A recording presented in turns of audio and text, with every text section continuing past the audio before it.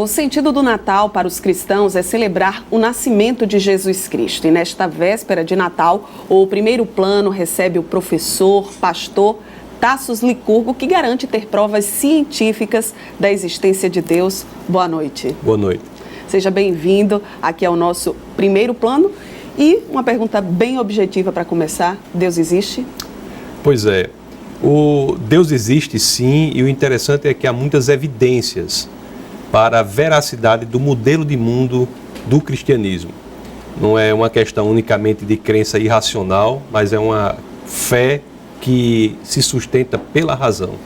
A fé é uma adesão de forma incondicional a uma hipótese que a pessoa passa a considerar como sendo uma verdade, apesar da ausência de provas. E essa teoria vem exatamente no sentido de oferecer provas a um sentimento, a uma fé que várias pessoas já praticam. O nosso país é um país que adere ao cristianismo, seja qual for a religião. Muitas famílias aderem à filosofia cristã. Quais são as provas que o senhor dispõe que Deus existe? Eu acho que essa definição de fé não abraça a fé cristã, porque a fé cristã, penso eu, exige a comprovação racional. Isso está na 1 de Pedro, capítulo 3, verso 15, que é um dos 66 livros da Bíblia, em que as Escrituras dizem que você deve apresentar as razões da sua fé. Você deve saber o porquê você tem esperança. Você deve saber as razões da esperança que há em você.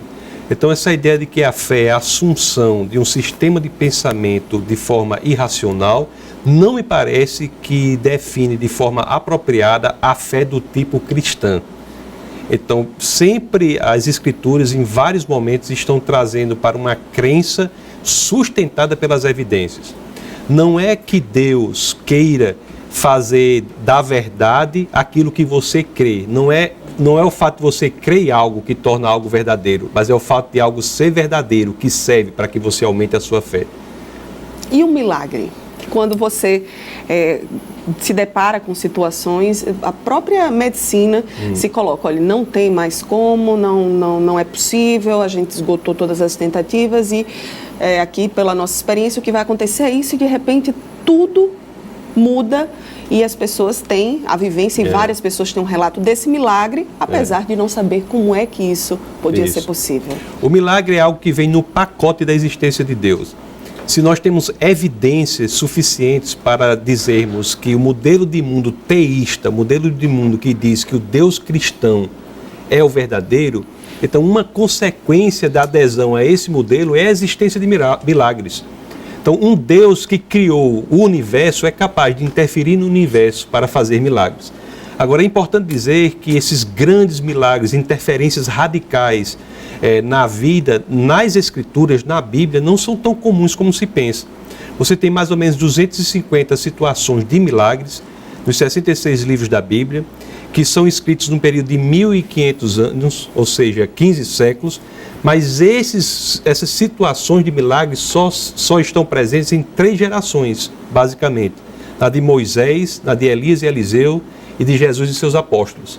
Então, embora o milagre seja uma consequência, um corolário da existência de Deus, ele não é algo que é a regra. O milagre é a exceção e é totalmente explicável diante da perspectiva de que um Deus que criou o universo é capaz de interferir nesse universo. Qual a sua formação? Formação acadêmica? Acadêmica. Comecei estudando física, depois fiz filosofia na Noruega, depois formei em Direito e Estudos Bíblicos. Aí, mestrado e doutorado eu fiz em filosofia, o mestrado e o doutorado em lógica. Você vem de um ambiente muito forte, acadêmico, é professor, inclusive, e na academia muitas vezes prevalecem outras teorias de formação do universo. Como é desenvolver essa sua tese também nesse ambiente em que as pessoas têm uma tendência do não acreditar? Primeiro, eu tenho que deixar claro que a fé cristã na universidade é algo que, historicamente falando, é muito tranquilo. Porque as grandes universidades do mundo foram criadas como escolas cristãs. Harvard, Princeton, Yale, Cambridge, Oxford foram todas criadas como escolas cristãs. Para que você tenha uma ideia, o lema original da Universidade de Harvard, que é a melhor universidade do mundo, é verdade para Cristo e a Igreja. Da mesma forma, os grandes cientistas do mundo, em sua maioria, eram cristãos devotos. Por exemplo, o maior físico que já pisou sobre a Terra foi Isaac Newton. Pouca gente sabe, mas ele escreveu mais sobre a Bíblia do que sobre a física. Então, o pensamento, a inteligência, a universidade tem uma origem no cristianismo. Até porque o cristianismo diz que o mundo foi feito de forma inteligível, ou seja, susceptível de ser entendido pela inteligência. E é isso que a universidade faz. O fato de nós convivermos em um ambiente em que há pensamento diferente é muito tranquilo. O cristianismo é, por excelência, um sistema de pensamento que admite pensamentos opostos. Não é que ele diga que os pensamentos opostos sejam verdadeiros, porque aí é um grande problema do entendimento da palavra tolerância. Tolerância é você entender que o igual direito que eu tenho de expressar a minha visão de mundo, você tem, qualquer pessoa tem. Agora, tolerância não é dizer que ideias opostas podem ser ambas verdadeiras. Isso é falta de lógica. Ideias opostas não podem ser ambas verdadeiras. Então, as religiões, todas elas, não só o cristianismo, são exclusivistas. Elas dizem que são a verdade e tudo que não é aquilo é falso. Não é uma discussão de brigar, é simplesmente dizer, eu creio assim porque eu tenho evidências para isso. Quais são suas principais evidências? Devem ser muitas, cada um, eu também tenho as minhas, para deixar bem claro, sou uma pessoa que acredito nisso que a gente está discutindo, mas estamos aqui também no papel de explicar para as pessoas, até de quem não acredita, que esteja assistindo o nosso programa. Há evidências de várias áreas, mas se você quiser na área de ciência, por exemplo, uma das coisas mais interessantes que há é que a ideia de que o universo teve uma origem é uma ideia recente na ciência. Se você ler qualquer livro, desde o idealismo, da Grécia Antiga até o idealismo alemão, até meados do século passado, muito recentemente, todos os livros estavam dizendo que o universo nunca tinha sido criado, que o universo existia desde sempre. Isso era ciência majoritária. Havia só um grupo de livros que traziam uma tese totalmente diferente, que era considerada louca, que era considerada tresloucada. Trazia a tese de que o universo havia sido criado a partir do nada. Esses livros que eu estou falando, que traziam essa tese considerada tresloucada, eram os livros de Moisés, os 5 primeiros livros da Bíblia, que para os judeus é a Torá e para os cristãos é o Pentateuco. Então esses livros, logo na primeira frase da Bíblia, quando você diz assim, Deus criou os céus e a terra, quando você lê em hebraico, a palavra criar, o verbo criou, em hebraico é bará. Bará quer dizer criar tudo a partir do nada. E curiosamente, de forma impressionante, a ciência força o cientista a reformular o seu pensamento por descobertas em ciência recentes. Eu posso citar alguns se você quiser, a segunda lei termodinâmica, a descoberta que o universo está em expansão com o telescópio Hubble, a radiação de fundo, descoberta que foi feita pelos cientistas Penzias e Wilson no laboratório Bell, que fizeram com que o cientista mudasse o entendimento dele e dissesse que o universo sim tem uma origem.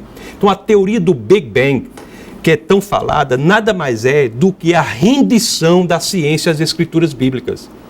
Porque o Big Bang vai dizer que o universo foi criado a partir do nada. Creatio ex nihilo. Esse é o nome que fala. Foi criado a partir do nada. Então, o Big Bang, ou a física de modo geral, diz que juntamente com o universo foram criados o espaço, a matéria e o tempo. Então, só daí nós já podemos concluir que a causa criadora do universo era uma causa não espacial, imaterial e atemporal. A própria física diz que as leis da natureza só passaram a existir depois da criação do universo. Então, o que isso quer dizer? Que o ato de criação não poderia ter sido um ato natural, pelo simples fato de que leis da natureza não havia. Então, parece ter sido um ato de decisão. Então, essa causa, só você analisando a própria ciência, você já vê que essa causa é não espacial, imaterial, temporal, e tomou uma decisão. E, portanto, é muito razoável defender que ela é uma causa pessoal. Quando nós vamos ver a estrutura do universo, nós vemos que ele é feito de maneira tão delicada, tão perfeita. Para que você tenha uma ideia, existem 122 características que são milimetricamente sintonizadas para que a vida seja possível na Terra. Nível de oxigênio é uma delas, por exemplo, 21%. Se você tivesse mais, você teria combustão espontânea. Se você tivesse menos, você não respiraria. Então, são 122 características no universo que são milimetricamente sintonizadas para que a vida seja possível na Terra. Então, Hugh Ross, que é um matemático, ele calculou que a probabilidade de existência de um planeta como a Terra, por acaso, dadas essas 122 características que são milimetricamente sintonizadas, é de uma chance em 10 elevado a 138. Isso é uma coisa tão impressionante que existe um princípio na matemática chamado princípio de Borel, que diz que uma chance em 10 elevado a 50 é impossível. Então, só por esse argumento, só quando você olha para o universo, só a partir daí, você já chega às mesmas conclusões que já estão escritas no livro de Moisés. Então, nós temos argumentos do universo, se você quiser falar, temos argumentos da vida, da moralidade, da confiabilidade da Bíblia, da pessoa de Jesus Cristo. São muitos argumentos que indicam, que apontam para a razoabilidade do cristianismo como modelo de mundo verdadeiro. Vou pedir licença nessa nossa conversa para um rápido intervalo comercial. Voltamos em instantes falando sobre essa tese. Nessa véspera de Natal, nada mais apropriado, eu converso com o professor e pastor Tassos Licurgo.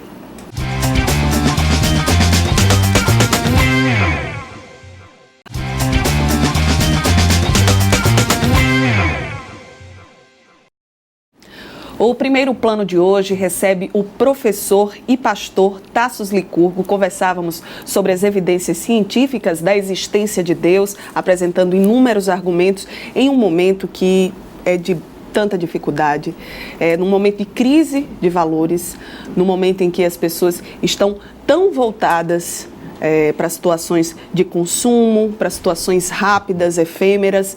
Qual é o papel da fé na humanidade?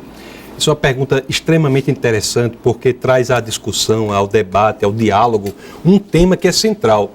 Porque muitas pessoas dizem assim, como é que pode Deus existir quando há tanto sofrimento e dor no mundo? Isso é uma pergunta importante. Mas outra é a seguinte, como é que uma pessoa pode ter tanto dinheiro, ter tanto prazer num mundo tão consumista, como as classes mais bem favorecidas, e mesmo assim ser infeliz, como a gente vê muito caso. Serem acometidas de depressão, angústia, sofrimento.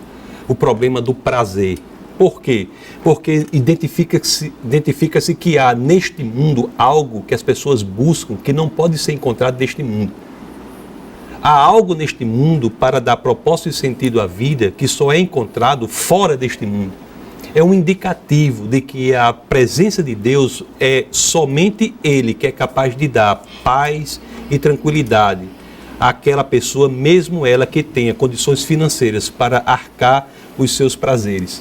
Então isso é uma questão central. A resposta direta à sua pergunta é somente na busca do Deus verdadeiro, que se expressa por meio de Jesus Cristo, é que você é capaz de encontrar a paz em meio ao sofrimento. A Bíblia, de uma capa a outra, não garante que a pessoa não terá sofrimentos. Pelo contrário, ela diz, no mundo você terá aflições, mas tenha bom ânimo, porque eu venci o mundo. O que a Bíblia garante é que, uma vez que você adere a esse sistema de visão de mundo, você adere à pessoa de Jesus Cristo, você será capaz de passar pelas vicissitudes, intempéries, problemas da existência, mas passará com uma paz que excede todo o entendimento. Então, é a ausência de Deus na vida das pessoas que faz com que nós vivamos, infelizmente, num mundo tão repleto de angústia, sofrimento e estresse. É uma espécie de angústia coletiva, assim, eu tenho vários exemplos de pessoas que dizem, não, mas tem um vazio, eu tenho isso, eu faço isso, eu reconheço, mas tem um vazio. Talvez seja, como estávamos colocando aqui, eu lembrava disso, de algumas situações de amizade que as pessoas colocam isso, da sua resposta de dizer isso. Realmente você vai olhar, tem tudo presente na vida, o que é que está faltando nesse vazio extremo que as pessoas estão, e no índice, que é uma situação delicada, mas a gente já traçou aqui no primeiro plano, de suicídio, de grau de depressão, de problemas que são problemas sociais muito graves e que as pessoas ainda não despertaram, e pelo contrário, parece que a gente vai indo por um caminho que as pessoas ainda não despertaram para isso, mas tem esse objetivo, exatamente essa entrevista. As pessoas colocam a sua esperança em algo e lutam radicalmente por aquilo, e quando conseguem, veem que aquilo não soluciona o vazio que ela tem dentro de si. É como se aquela esperança que tivesse fosse desfeita naquele momento e só resta o desespero, a angústia. Ter e ser. As pessoas estão focadas no ponto errado? Se você se você faz do seu ter o seu Deus, isso é uma das piores coisas que você pode fazer na sua vida. Porque o dinheiro, o patrimônio, ele faz muitas promessas para todo mundo. Então se você segue esse Deus do dinheiro, segue essas promessas que ele faz, você está seguindo o Deus errado. O dinheiro em si não é um mal, mas ele não pode ser o seu Senhor. Deus é o único que é capaz de lhe colocar no propósito para o qual você foi criado. O dinheiro em si potencializa o seu coração. O que você vai fazer, o que você quer, quais suas intenções. Agora, o amor ao dinheiro é capaz de destruir e faz isso, né? Destrói vidas cotidianamente. Qual a mensagem que a gente pode deixar para os nossos telespectadores neste Natal, ano de 2016, um ano marcado por violência, por tragédia, por problemas financeiros, por altos índices de doenças como depressão, de problemas ainda mais graves como suicídio? A mensagem de buscar o sentido da vida, o propósito da vida, esse vazio sobre o qual você falou, entender que isso só é capaz de ser encontrado plenamente na pessoa de Jesus Cristo. Porque só Deus é capaz de dar as 4 coisas que formam o sentido da vida. Você vê, olha, veja bem, você quando é criança, você tem um encantamento dentro do mundo. Tudo lhe impressiona. Uma criança pequena pula dessa mesa aqui umas 20 vezes e acha uma coisa maravilhosa.